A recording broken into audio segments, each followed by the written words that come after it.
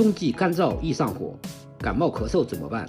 那就看看今天这道养生美食吧。清热润肺又止咳，不但好吃，而且养生保健，功效突出。那到底是怎样制作的呢？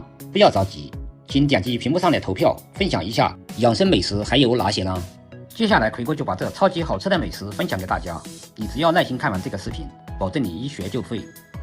这是我今天花了10块钱买了2个贝贝南瓜，首先放在一个清水的盆中清洗干净，再用刀从中间1分为2，用勺子挖出南瓜籽。这个南瓜籽可千万不要扔掉，过年炒着吃很香的。再切成大小均匀的块，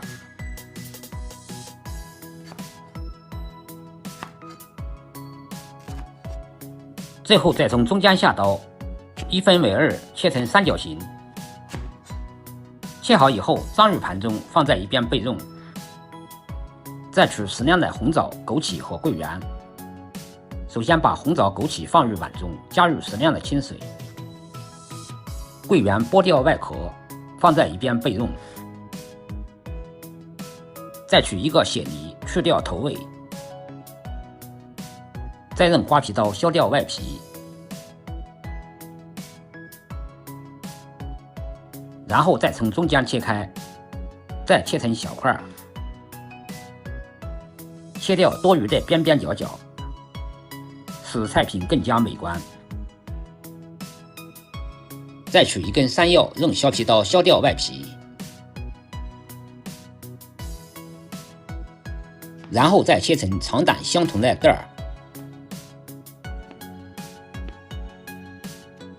最后再从中间切开，